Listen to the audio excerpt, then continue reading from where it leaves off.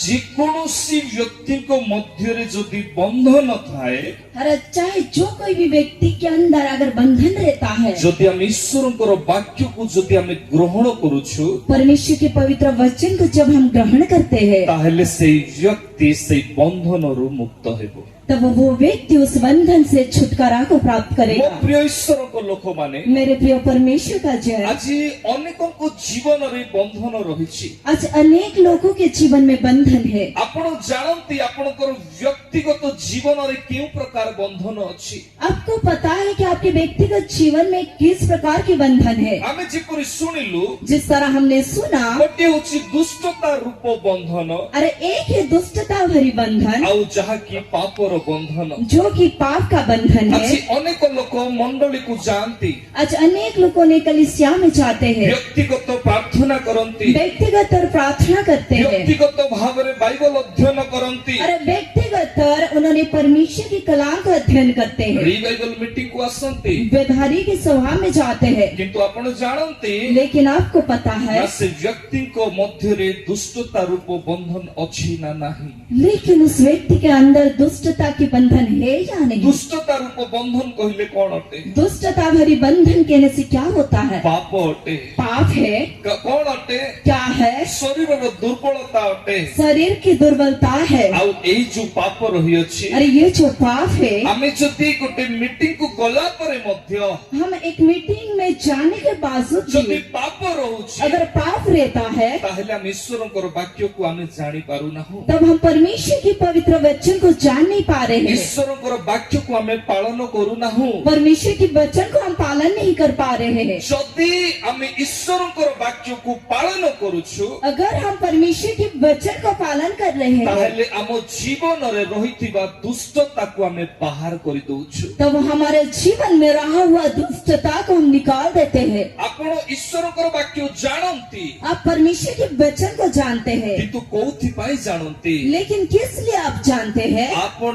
ଏଇଥିପାଇଁ ଜାଣନ୍ତି आप इसलिए जानते କାରଣ हैं ଈଶ୍ୱରଙ୍କର ବାକ୍ୟ ଜୀବନ୍ତ ପୁଣି କାର୍ଯ୍ୟ ସାଧକ ଅଟେ। क्योंकि परमेश्वर का वचन जीवित और अति प्रबल है। ଯଦି କାର୍ଯ୍ୟକାରୀ ହେଇପାରୁନାହିଁ, अगर कार्य में परमेश्वर का वचन नहीं बदल रहा, ଯଦି ଆପଣ ସକ୍ସେସ ହେଇପାରୁନାହାନ୍ତି, अगर आप सफलता को हासिल नहीं कर पा रहे ତାହେଲେ हैं, କିଛି ଦୁର୍ବଳତା ରହିଛି। तब कुछ कमजोरी है। ମୋ ପ୍ରିୟ ଈଶ୍ୱରଙ୍କ ଲୋକମାନେ, मेरे प्रिय परमेश्वर का जन, ଦିନକର କଥା, एक दिन की बात, ଗୋଟିଏ ସ୍ତ୍ରୀ ବ୍ୟଭିଚାରିଣୀ ସ୍ତ୍ରୀ ଥିଲା। एक व्यभिचारिणी स्त्री थी। ତା ପାଖରେ ଦୁଷ୍ଟତାର ବନ୍ଧନ ଥିଲା। उसके अंदर दुष्टता की बंधन था। ଅନେକ ଫାରୁସି ଲୋକମାନେ ଆସିଲେ, अनेक फारूसियों ने आए, ଜ୍ଞାନୀ ଲୋକମାନେ ଆସିଲେ, उनके अनेक ज्ञानवान व्यक्ति ଆଉ आए, ସେମାନେ କହିବାକୁ ଲାଗିଲେ, और उन्होंने कहने लगे, ଆମର ଧର୍ମଶାସ୍ତ୍ରରେ ଲେଖା ହେଇଛି, हमारा धर्मशास्त्र में लिखा हुआ है, ଏହାକୁ ଆମେ ପଥର ମାରି ମାରି ମାରିଦେବା। जिसको हम पथरावा करके मार डालेंगे। କିନ୍ତୁ ପ୍ରଭୁ ଯୀଶୁ କଣ କଲେ? लेकिन यीशु मसीह ने क्या किया? ସେଇଠି ସେ ଆଙ୍କି ଦେଲେ,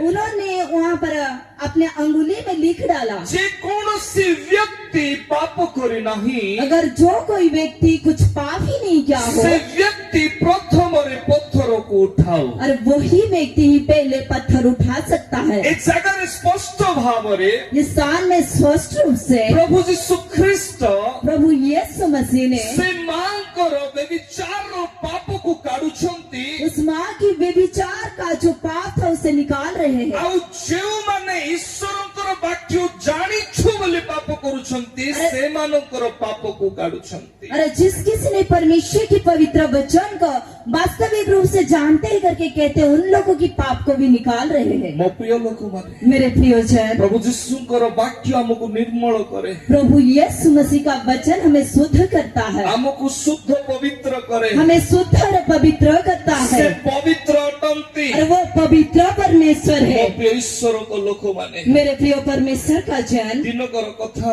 एक दिन की बात है। ଫିଜିକାଲ 28 ପର୍ବର 3 ପଦରେ କୁହାଯାଏ, ये जिकल 28 उसका 3 आयत में कहा जाता है, ତମେ ଦାନିଏଲ ଅପେକ୍ଷା ଜ୍ଞାନୀ, तू दानियल से भी ज्यादा बुद्धिमान है। କୌଣସି ଲୋକ ନାହିଁ कोई भी व्यक्ति ऐसा नहीं ଯେ ତୁମ୍ଭ ଠାରୁ ଗୋପନ କରି ରଖିପାରିବ। जो कि तुझसे अपना भेद भरी बातें को छिपा रख सकता है। ମାନେ ଏମିତି ଗୋଟେ ଲୋକ ନାହିଁ ऐसा कोई व्यक्ति नहीं ଯେଉଁ ଲୋକ କି ଲୁଚେଇକି ରଖିପାରିବ। जो व्यक्ति की छिपा कर रख सकता है। କେଉଁ ବିଷୟକୁ अरे कौन सा विषय ତା को? ଭିତରର ବିଷୟକୁ, क्या अंदर के विषय को? କେଉଁ ବିଷୟକୁ? कौन सा विषय ତାର को? ପ୍ଲାନିଂକୁ अपना योजना को ଆପଣ ପ୍ଲାନିଂ କରିଥିବେ आप योजना बनाए କି रखते हैं ଆପଣଙ୍କୁ ଗୋଟେ ବିରାଟ ବଡ ଚର୍ଚ୍ଚ ତିଆରି କରିବାର ଅଛି। कि आपको एक बहुत बड़ा चर्च बनाना है। ଆପଣ ପ୍ଲାନିଂ କରିଥିବେ आप योजना बनाए होंगे ଆପଣଙ୍କୁ ଗୋଟେ ବହୁତ ବଡ ରିଭାଇଭାଲ ମିଟିଂ କରିବାର ଅଛି। आपको एक बड़ा सा रिवाइवल मीटिंग करना है। ଆପଣ ପ୍ଲାନିଂ କରିଥିବେ आप योजना बनाए ଯେ रखेंगे ପ୍ରକୃତରେ ଆପଣଙ୍କର ପୁଅ ଝିଅକୁ ବହୁତ ଆଗକୁ ନେଇକି ଯିବାର ଅଛି। कि वास्तविक रूप से अपने बच्चे को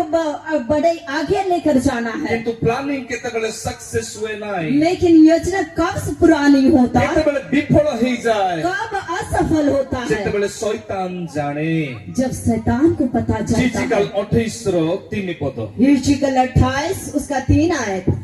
देखो तुम्भे दानिएल अपेक्षा ज्ञानी कौन सी निगूढ़ कथा लोक माने तुम्भ ठारू गोपन करी न पारंती। तुम भी दानिएल अपेक्षा ज्ञानी, तू दानियल से अधिक बुद्धिमान तो है। କୌଣସି କଥା ଲୋକମାନେ ନିକୁ ଲୁଚେଇକି ରଖି ପାରିବେ ନାହିଁ। कोई भेद लोगों ने तुझसे छिपा ना रख सकता। କାହାକୁ କୁହାଯାଉଛି? किसको कहा जा रहा है? ତାର ଯଦି 13 ଆଉ 14 ପଦ ଯଦି ପଢିବେ, उसका 13 और 14 आयत को अगर हम अध्ययन करेंगे, ଲେଖା ହେଇଛି ତୁମ୍ଭେ ସେଇ ଉଦ୍ୟାନ ଆଉ ଏଦନ ମଧ୍ୟରେ ତମେ ଥିଲ। अरे लिखा गया है तू उस एदन की बटिका में था। ଏଦନ ଉଦ୍ୟାନରେ କିଏ ରହିଲା? एदन की बाटिका में कौन था? କିଏ ପ୍ରବେଶ କଲା? किसने प्रवेश किया? ନିଜେ ଶୈତାନ ପ୍ରବେଶ କଲା। खुद शैतान ने प्रवेश 13 किया। ଆଉ 14 ଶୀଘ୍ର ପଢନ୍ତୁ, ଆମ ଭଏସ ଅନୁସାରେ ପଢନ୍ତୁ। कृपया जल्दी ही अध्ययन करें। ହଁ उद्यान एदन रे थिलो ହଁ ଉଦ୍ୟାନ ଏଦନରେ ତମେ ଥିଲ ମୋ ପ୍ରିୟ ଲୋକମାନେ, ତାକୁ କୁହାଯାଉଛି। और उसे कहा जाता है कि तू एदन की बाटिका में था। କିଏ ଥିଲା? किसने था? ଶୈତାନ ପ୍ରବେଶ କଲା। शैतान ने प्रवेश किया। କେମିତି ପ୍ରବେଶ କଲା? किस तरह वो प्रवेश किया? ପ୍ରଥମ ବିଷୟ, पहला विषय ଧ୍ୟାନ ଦିଅନ୍ତୁ। ध्यान ସେ दीजिएगा। ମନୁଷ୍ୟର ଶରୀରରେ ସିଧାସଳଖ ଭାବରେ ସେ ପ୍ରବେଶ କରିନାହିଁ। अरे वो सीधे तर मनुष्य के शरीर में प्रवेश नहीं किया, ସେ ଗୋଟେ ପଶୁକୁ ବାଛିଲା। वो एक पशु को चुना। କଣ ପାଇଁ? अरे ऐसा क्यों? ଏଥିପାଇଁ इसलिए କାରଣ ମନୁଷ୍ୟ ଈଶ୍ୱରଙ୍କର ବାକ୍ୟକୁ ଲଙ୍ଘନ କରିନଥିଲା। क्योंकि उस समय मनुष्य ने परमेश्वर के वचन का उल्लंघन नहीं किया था। Hallelujah, hallelujah. ହାଲେଲୁୟା। ହାଲେଲୁୟା। ଯେତେବେଳେ ସେ ଲଙ୍ଘନ କଲା, जब मनुष्य ने आज्ञा का उल्लंघन किया, ବାହିନୀ ଭୂତ ମଧ୍ୟରେ, अरे सेना कहलाती चीज जो ସେ भूत है, ବ୍ୟକ୍ତିଙ୍କ ମଧ୍ୟରେ उस व्यक्ति के अंदर 2000 ରୁ ଅଧିକ ମନ୍ଦ ଶକ୍ତି ଥିଲା। 2000 से ज्यादा बुरी सामर्थ्य थे। କିନ୍ତୁ ସେ ସମୟରେ लेकिन उस समय ସେ में ସିଧାସଳଖ ଭାବରେ वो सीधे तर ମନୁଷ୍ୟ ହୃଦୟରେ ପ୍ରବେଶ କରି ନାହିଁ।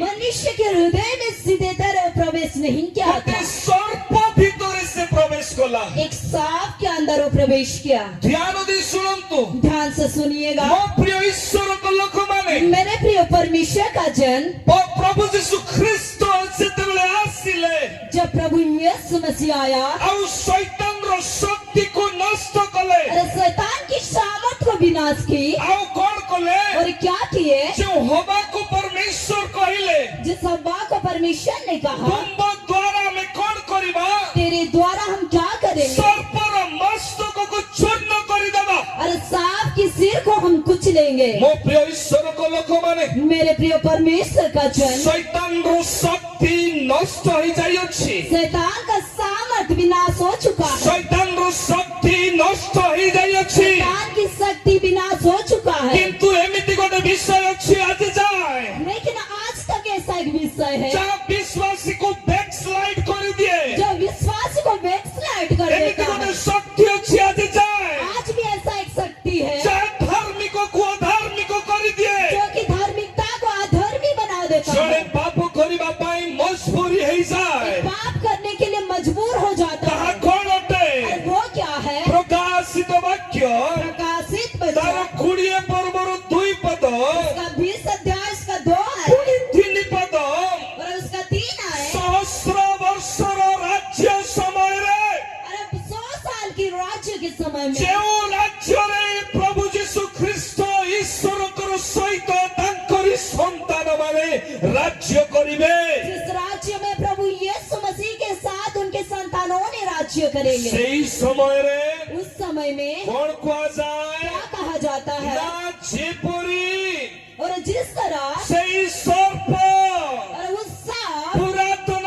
ନାଗ पुराना अजगर ଅର୍ଥାତ୍ ଦିଅବଳ ଶୈତାନକୁ ଧରି और पुराना अजगर को पकड़कर 1,000 ବର୍ଷ ପର୍ଯ୍ୟନ୍ତ 1000 साल तक ବାନ୍ଧି ପକାଇ बांध दिया गया।